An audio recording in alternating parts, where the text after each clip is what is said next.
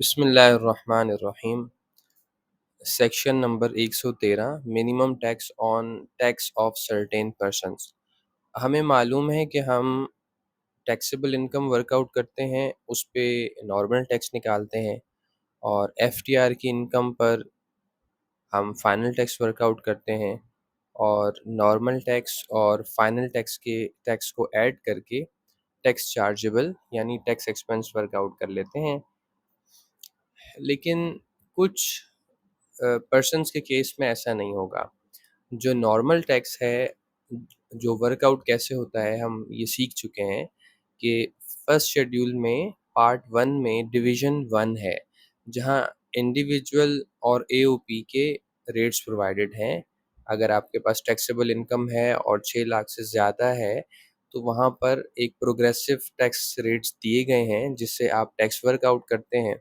जिसे हम कहते हैं टैक्स ऑन टैक्सेबल इनकम, या हम कह देते हैं इनकम टैक्स रिटर्न में आईआरआईएस पे फॉर्म पे लिखा आता है नॉर्मल इनकम टैक्स। तो और अगर कंपनी है तो डिवीज़न 2 के रेट्स हम लगा देते हैं, जिसमें स्मॉल कंपनी 20%, अदर कंपनी 29% और बैंकिंग कंपनी 39% है। लेकिन कुछ केसेस में हमें नॉर्मल टैक्स को इस तरह वर्कआउट नहीं करना, बल्कि हमें कंपैरिजन करना है। नॉर्मल टैक्स इसी तरह वर्कआउट करके लिख लें आप, और एक और फिगर वर्कआउट करनी है जो आज हम सीखेंगे वो फिगर क्या है, और उन दोनों का कंपैरिजन करेंगे, विच एवर इज हायर आपका नॉर्मल इनकम टैक्स हुआ करेगा। ठीक है। सो इस सेक्शन को पढ़ेंगे, अभी क्लियर हो जाएगी ये बात, और मज़ीद ये क्लैरिटी और हो जाएगी जब अभी हम मिनिमम टैक्स पढ़ लेंगे।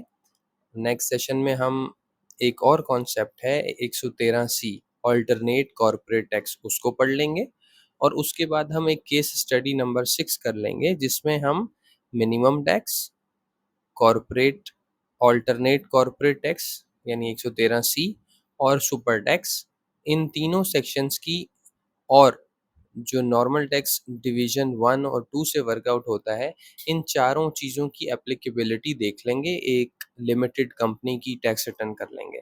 तो ये हमारे कॉन्सेप्ट्स बहुत ज़्यादा क्लियर हो जाएँगे, लेकिन ज़ाहिर है थ्योरी तो ज़रूरी है। तो आज हम 113 पढ़ रहे हैं, minimum tax, subsection 1।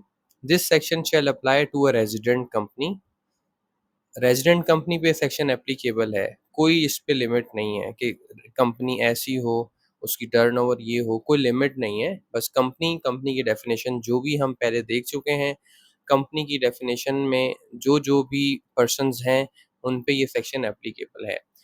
Permanent establishment of non resident company, PE of non resident branch office, एक बाहर की कंपनी का, वो भी, उसे भी ये टैक्स देना है, मिनिमम टैक्स।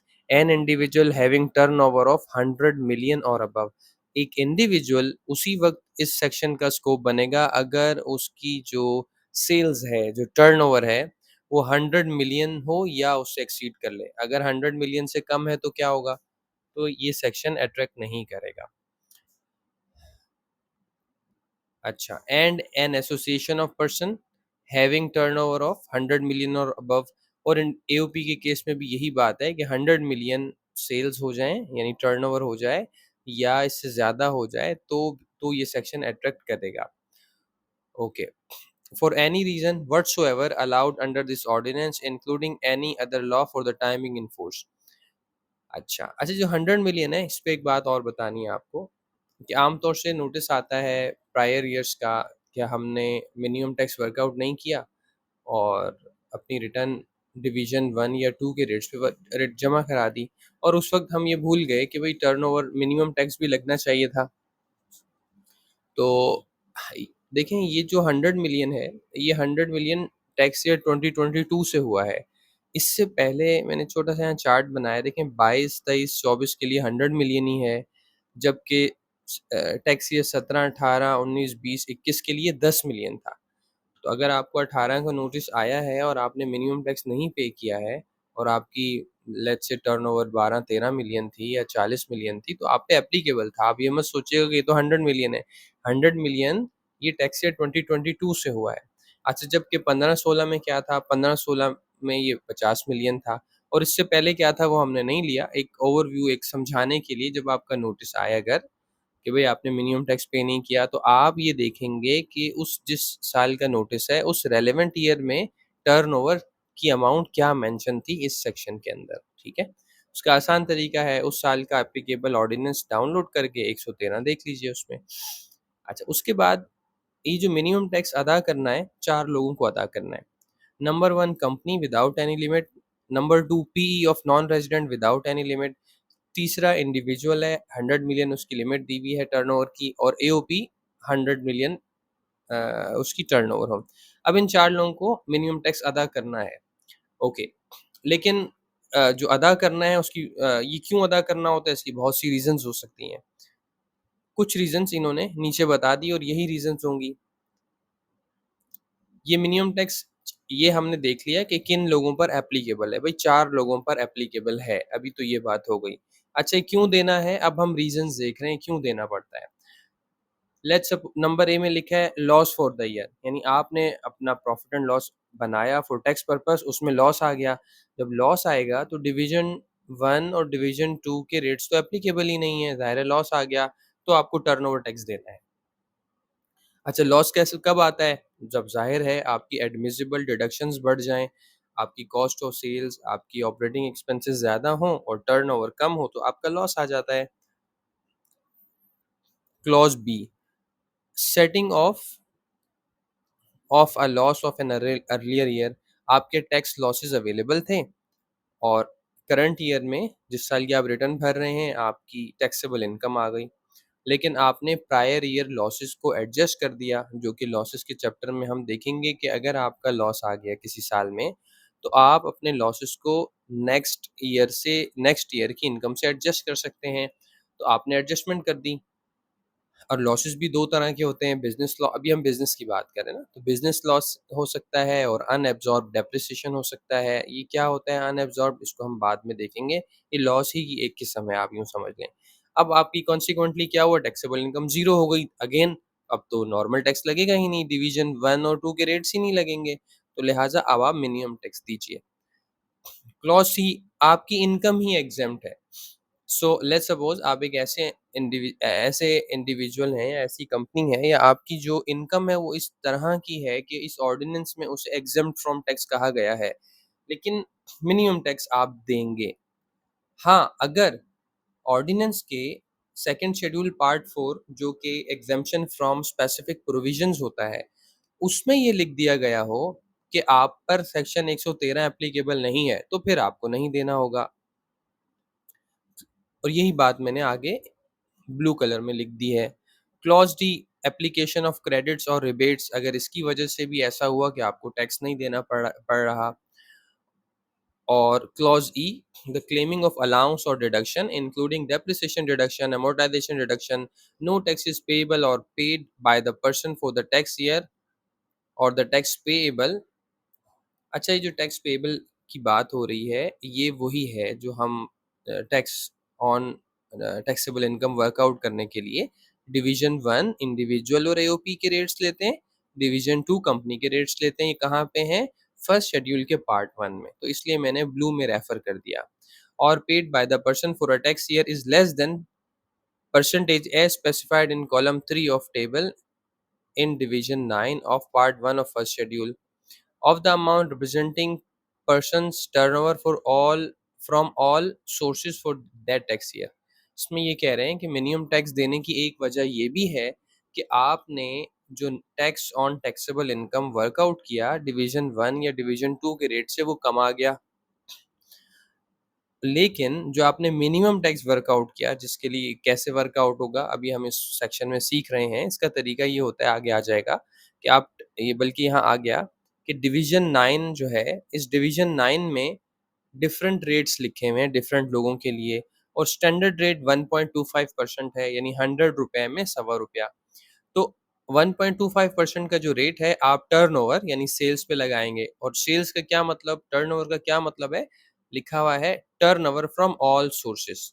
चाहे आप सप्लाइज़ कर रहे हैं, चाहे आप सर्विसेज़ दे रहे हैं, चाहे आप कॉन्ट्रैक्चुअल सर्विसेज़ दे रहे हैं, चाहे आपने प्रॉपर्टी बेची हो, चाहे आपकी स्क्रैप सेल है, किसी भी तरह की रिसीट्स हैं, आप उसपे डिवीज़न 9 के रेट्स लगा दीजिए और कंपेयर कर लें।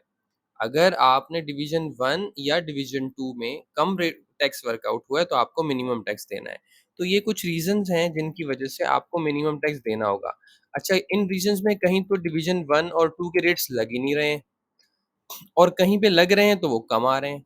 तो आपको अल्टीमेटली कंपैरिज़न कर लेंगे आप, डिवीज़न 1 के रेट इंडिविजुअल और एओपी के केस में, डिवीज़न 2 के रेट्स कंपनी के केस में।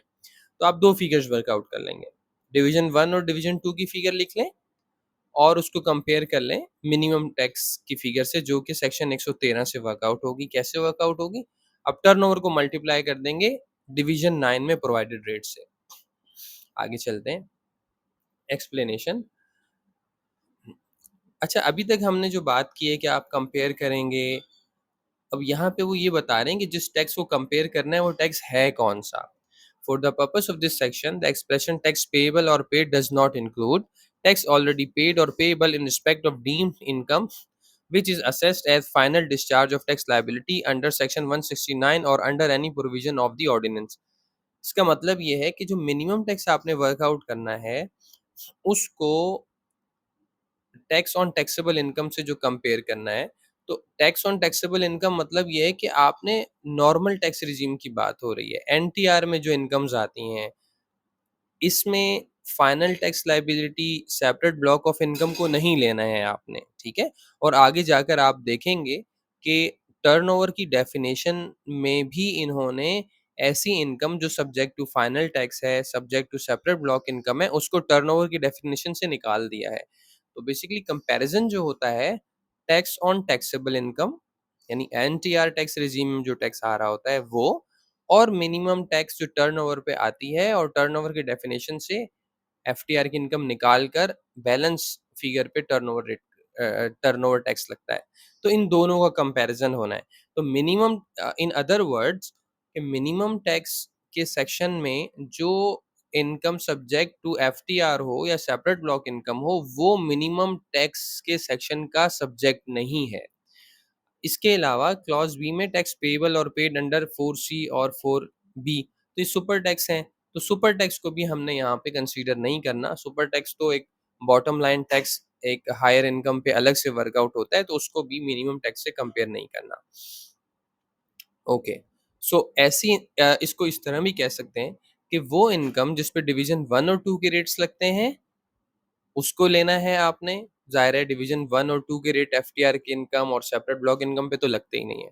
और मिनिमम टैक्स भी आपने उस टर्नओवर का निकालना है जिस टर्नओवर में FTR receipt separate block income शामिल ना हो, ठीक है? और सुपर टैक्स को भी कंसीडर मत कीजिएगा इसमें।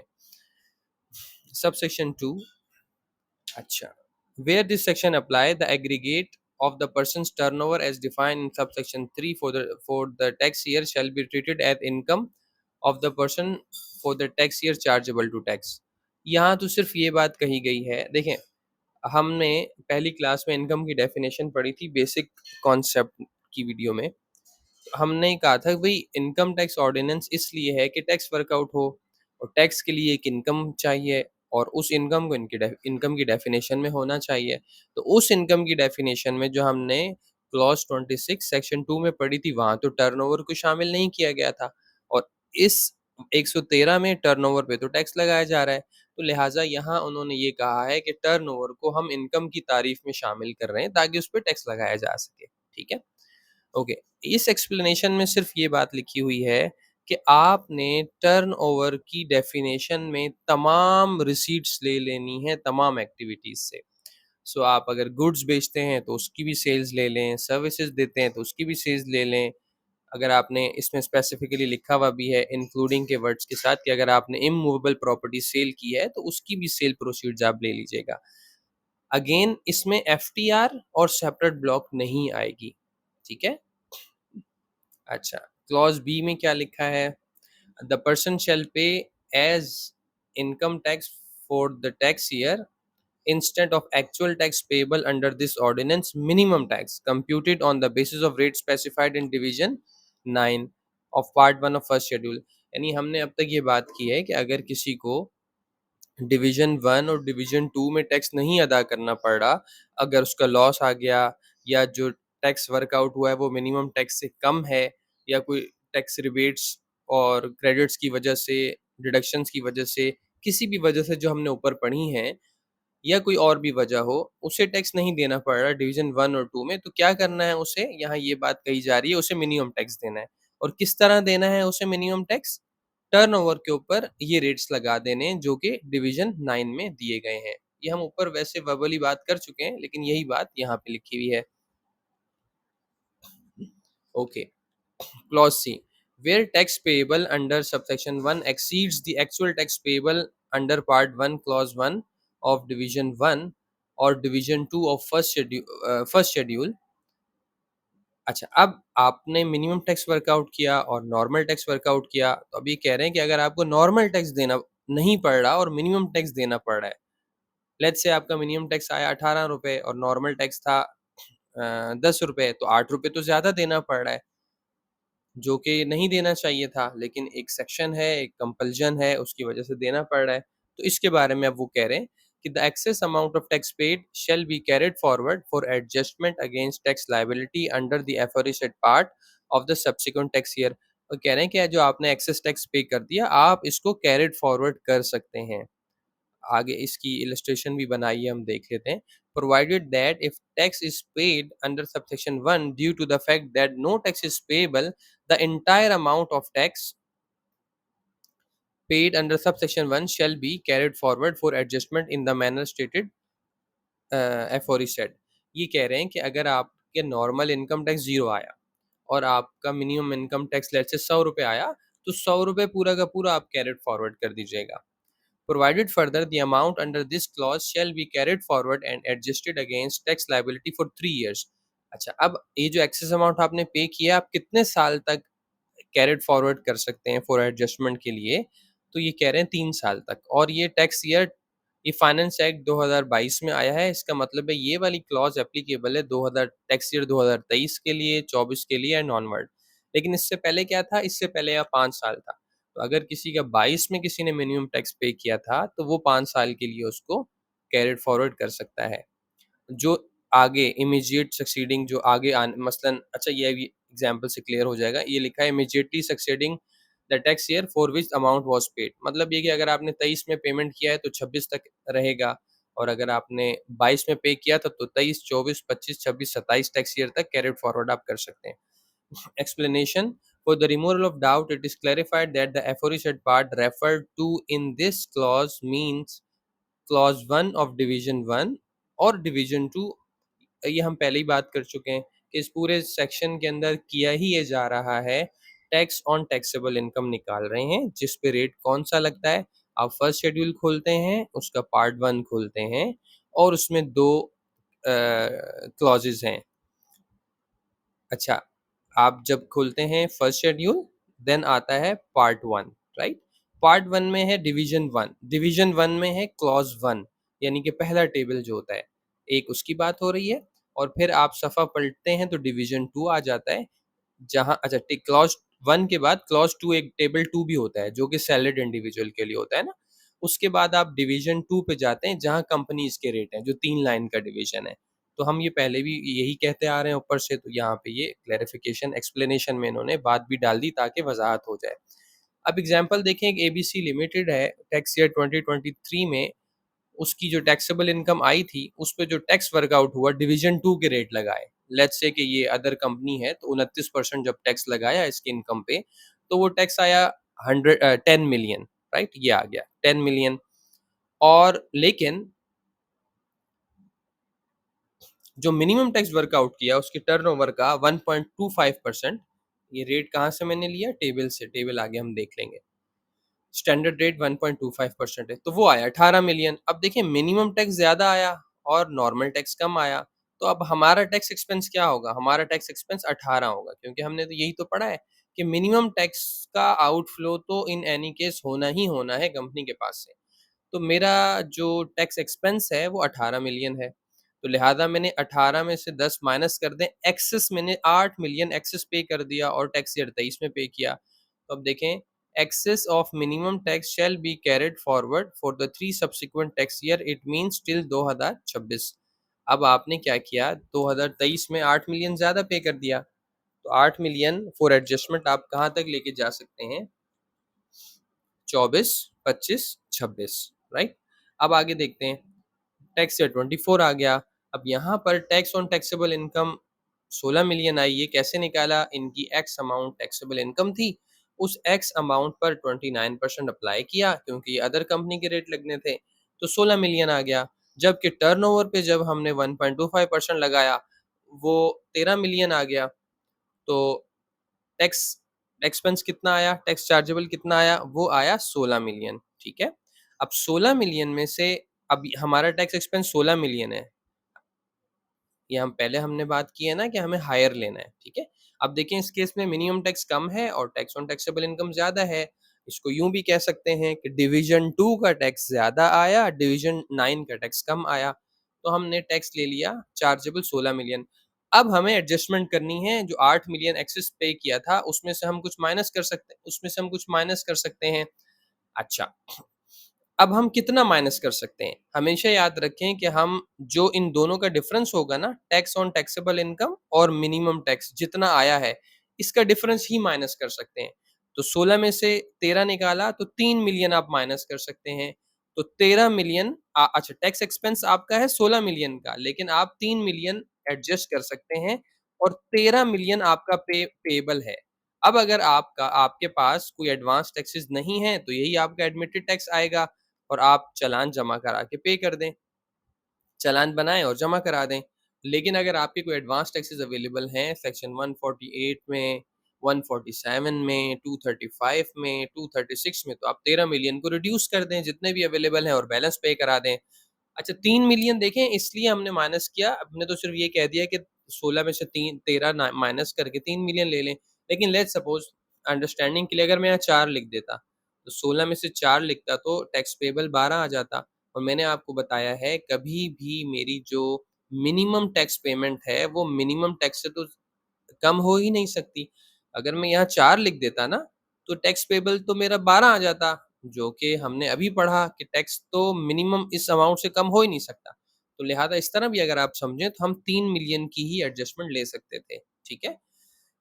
अच्छा, एक्सेस ऑफ मिनिमम, अब क्या होगा, अब 8 मिलियन में से 5 मिलियन तो फिर बच गया, तो हमने यहाँ ये लिख दिया कि अब 5 मिलियन 2026 तक के लिए आपके पास अवेलेबल है, ठीक है। अब लेट्स से 2025 में आपकी अगेन क्या हुआ, आपकी लेट्स से कि टैक्सेबल इनकम आई 16 और मिनिमम टैक्स आ गया आपका 10 रुपए। तो 16 में से 10 निकालें कितना आया, 6। तो सारा का सारा 5 मिलियन आप एडजस्टमेंट ले लीजिएगा टैक्स ईयर 25 में, ठीक है। अच्छा, अब हम टर्नओवर की डेफिनेशन देख लेते हैं। हम बार-बार कह रहे हैं टर्नओवर मतलब सेल्स, सेल्स टर्नओवर। अब उसकी डेफिनेशन क्या है इस सेक्शन के लिए, मैं आपको ऊपर बता चुका। वो टर्नओवर लेनी है जिसमें एफटीआर की रिसीट्स निकाल दें, सेपरेट ब्लॉक की रिसीट्स निकाल दें। तो अब हम उसी चीज़ को यहाँ पढ़ लेते हैं। टर्नओवर मीन्स, क्लॉज़ 1 में ये बताया है कि द ग्रॉस सेल्स और gross receipt exclusive of sales tax, federal excise duty and any trade discount shown on invoice और bill derived from sale of goods. तो क्लॉज ए, अगर आप ट्रेडिंग कंपनी है, सेल ऑफ गुड्स करते हैं, तो आपको बताया जा रहा है कि आप वो फिगर ले लीजिएगा जिसमें सेल्स टैक्स भी माइनस कर दीजिएगा और एफईडी भी माइनस कर दीजिएगा, ट्रेड डिस्काउंट भी माइनस कर दीजिएगा और नेट फिगर ले लीजिएगा। And also excluding any amount taken as deemed income and is assessed as final discharge। इसका मतलब है एफटीआर की सेल्स, एक्सपोर्ट की सेल भी माइनस कर दीजिएगा। तो लेट्स से मेरी total sale inclusive of all taxes वो 100 मिलियन थी, तो 50 मिलियन उसमें एक्सपोर्ट सेल थी, तो मैंने 50 मिलियन निकाल दिया, 7 मिलियन सेल्स टैक्स निकाल दिया, एफईडी कुछ नहीं थी, ट्रेड डिस्काउंट 2 मिलियन निकाल दिया, तो 41 मिलियन मेरा टर्नओवर होगा। इस पे मैं मिनिमम टैक्स निकालूंगा, ठीक है। अच्छा, क्लॉज़ बी, अगर आप सर्विसेज़ कंपनी है, सर्विसिंग देती हैं, तो आपको क्या करना है, टर्नओवर क्या लेनी है, the gross fee for the rendering of services for giving benefit including commission except covered by final discharge of tax liability.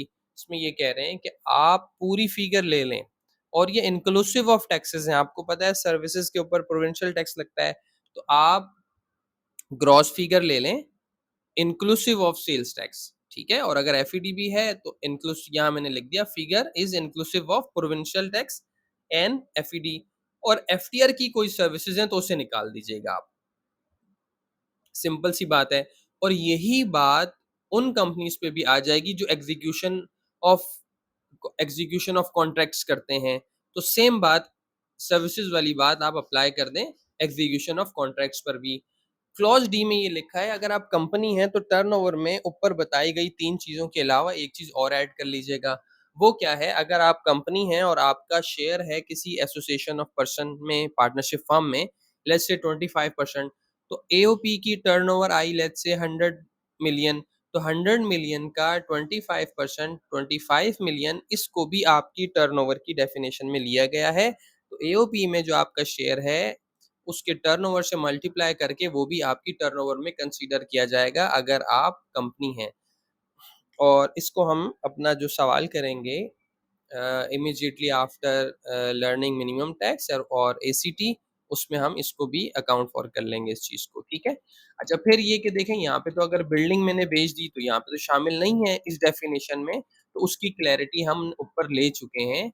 यहाँ पे ये जो ग्रीन वाला है कि यहाँ उसने ऑल सोर्सेज़ की बात की है। तो आप, इसका मतलब ये है कि टर्नओवर की डेफिनिशन में भले ये नहीं लिखा हुआ कि आपने बिल्डिंग बेची है, उसको नहीं ले रहे आप उसकी रिसीट को, लेकिन आपने लेना है। सो इन शॉर्ट अगर हम कहें, आप एक ऐसी कंपनी है, आप गुड्स बेचते हैं तो नेट ऑफ अमाउंट ले लीजिए। अच्छा, एफटीआर की अमाउंट और सेपरेट ब्लॉक इनकम तो लेना ही नहीं है ना। तो आप बिल्डिंग की सेल है तो वो भी आप ले लीजिए, क्योंकि बिल्डिंग की सेल कहाँ टैक्स होती है, हम तो बिज़नेस की बात कर रहे हैं तो इनकम फ्रॉम बिज़नेस में टैक्स होती है। हाँ, अगर लैंड अगर आपने बेची है तो क्या लैंड की सेल को लेंगे? उसको नहीं लेंगे, क्यों? क्योंकि वो तो कैपिटल गेन्स में टैक्स होती है, वो सेपरेट ब्लॉक इनकम है, ठीक है? अच्छा, आप गुड्स बेचते हैं तो नेट ऑफ सेल्स ले लीजिएगा, सर्विसेज़ भी दे रहे हैं तो ग्रॉस अमाउंट ले लीजिएगा, एग्जीक्यूशन ऑफ कॉन्ट्रैक्ट्स हैं तो ग्रॉस अमाउंट ले लीजिएगा, और अगर आप कंपनी हैं तो शेयर ऑफ एओपी, सेल्स में एओपी की सेल्स में आपका शेयर है, उसको भी आप अपनी टर्नओवर में ले लीजिएगा। बस डिवीज़न 9 देख लीजिए, ये मिनिमम टैक्स के रेट्स हैं।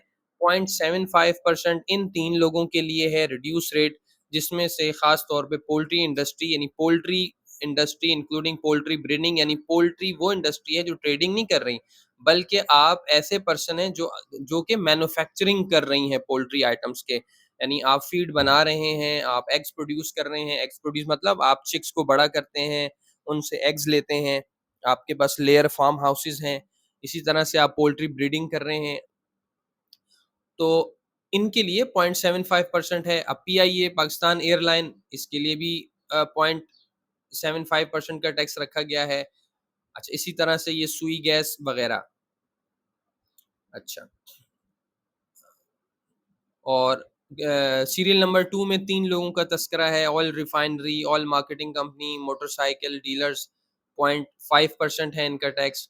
और फिर यहाँ पे डिस्ट्रीब्यूटर ऑफ फार्मास्यूटिकल प्रोडक्ट्स और distributor of fast moving consumer goods and cigarettes, इनके लिए 0.25% मिनिमम टैक्स रखा गया है। Petroleum agents and distributors who are registered under sales tax act, ये मॉनिटरिंग में बहुत काम आती है ये वाली क्लॉज। वो इस लिहाज, खैर वो तो विदहोल्डिंग के लिहाज से काम आती है, अभी फिलहाल छोड़ दें इस बात को। ये जितने भी आपके, just for understanding and knowledge, जितने भी पेट्रोल पंप्स होते हैं ना, ये पेट्रोलियम एजेंट्स कहलाते हैं और डिस्ट्रीब्यूटर्स कहलाते हैं, इनकी सेल्स टैक्स में रजिस्ट्रेशन होती है, ये अपनी रिटर्न भी जमा करा रहे होते हैं, और आप अगर इनसे जब थोड़ी-सी ज़्यादा फ्यूल लेते हैं, आपको सेल्स टैक्स इनवॉइस देते हैं, तो इनका भी जो टर्नओवर टैक्स है वो 0.25% है। उसके बाद राइस मिल वाले हैं, राइस मिल्स एंड डीलर्स, उसके बाद टियर 1 रिटेलर्स हैं। टियर 1 रिटेलर्स एक स्पेशल कैटेगरी है रिटेलर्स की, जिसको सेल्स टैक्स में बयान किया गया है कि ये 5 क्राइटेरियाज़ वो मीट कर लें, तो वो टियर 1 रिटेलर्स कहलाते हैं, और उनको एफबीआर के साथ अपने पॉइंट ऑफ सेल सिस्टम की इंटीग्रेशन भी कराना पड़ती है। तो ये मिनिमम टैक्स 0.25% उन रिटेलर्स के लिए है। ओके, उसके बाद फिर और कुछ लोग हैं, ई में, एफ में, फिर जी में फ्लोर मिल्स हैं, और ये यूज़्ड कार्स की सेल करने वालों के लिए भी 0.25% है, और इन ऑल अदर केस जिसे मैं स्टैंडर्ड रेट कह रहा था, वो है आपका 1.25%, ठीक है? चलें, ये हमने देख लिया। आप टर्नओवर लेंगे और आप अपने आप को देखेंगे, यहाँ आप किस कॉलम नंबर बी में पर्सन्स में आप कहाँ फिट हो रहे हैं। जहाँ आप फिट हो रहे होंगे, तो उसको सामने कॉलम नंबर 3 का रेट आप लगाकर मिनिमम टैक्स अपना वर्कआउट कर लेंगे। एक चीज़ और देख लेते हैं, ये सेकंड शेड्यूल पार्ट 2 जो कि रिडक्शन इन टैक्स रेट्स है, वहाँ पर ये एक और प्रोविज़न प्रोवाइडेड है